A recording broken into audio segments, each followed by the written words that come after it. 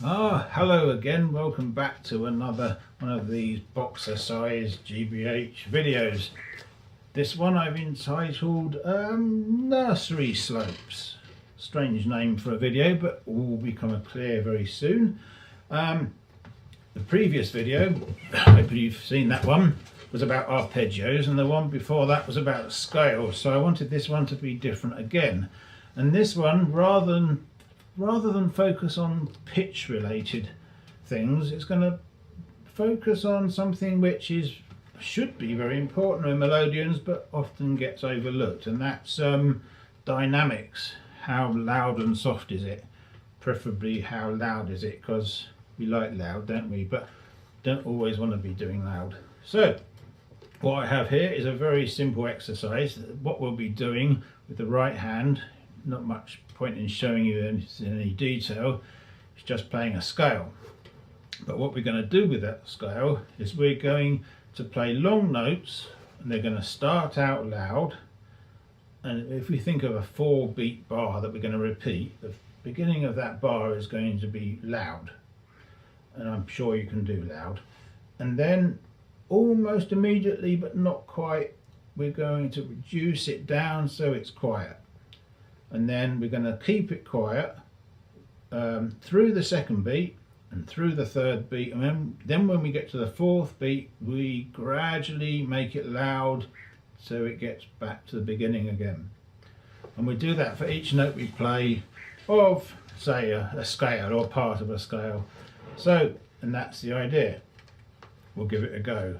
There's not too much to this, but if you don't mention about doing dynamics exercises, you probably won't do them. So I thought I'd include one. So here we go. So this one, we go loud to start with, then quiet, and then it comes back.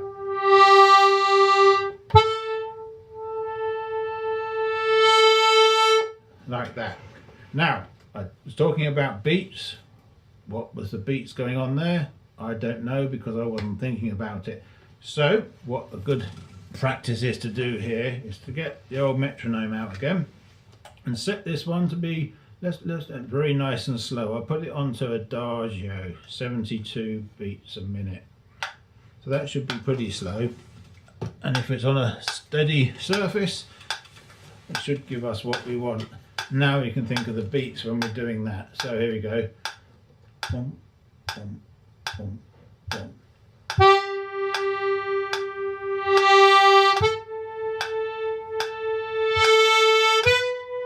2, 3, 4, 5. 2, 3, 4. 10. 2, 3, 4. 1, 2, 3, 4. 2, 3. Like that. And just get used to doing that. It seems like it's going to be easy, but actually controlling the bellows so that you don't cut out and stop playing, or you don't get quiet enough, or you get loud too quick, actually takes a fair bit of concentration. And it's also different, or it feels different when you're pushing to when you're pulling. So it's definitely a good exercise to do that. Another one to try is the same kind of thing. Put some basses with it as well. It doesn't really matter what you play, some G's and D's or something will be fine. You've got a lot more air going in and out then, so it's going to feel different. And so let's try that with some bass going on. There we go. Same speed. Here we go.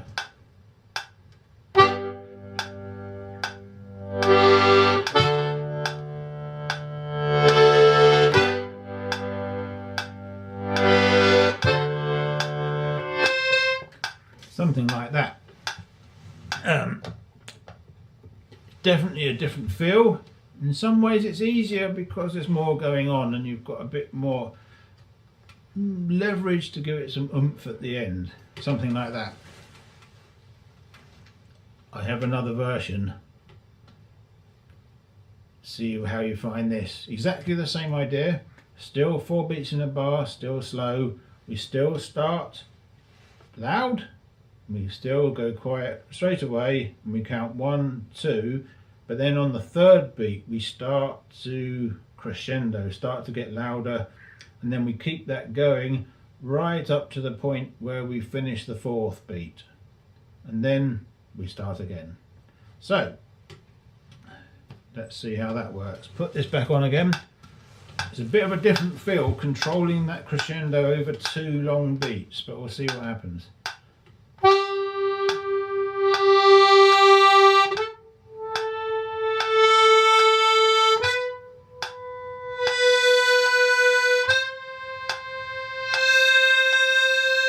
And with basses, I'll put a C in this time just for good measure. Here we go.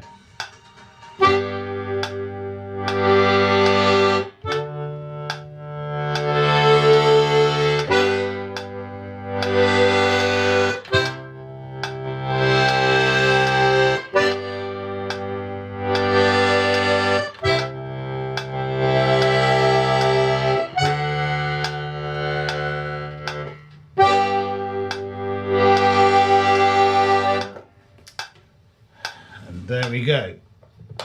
So, apart from the surprise iPad news flash that happened at the beginning of that, we got through a whole scale, and that's another thing you will have noticed, that when you get to that point in a scale where you've got 2 notes in the same bellows direction, the E and then the F sharp, suddenly you're in big trouble if you've pulled it out too much, just as much as I did. So maybe that's an excuse to use your in and out scales if you saw the first video in this series. Anyway, that's enough of that. This is a fairly short one today, but something important, practicing your dynamics like that just individually is surely a good practice, and probably something I need to do more of myself if I'm honest. Cheers for now. I'll get back to my book.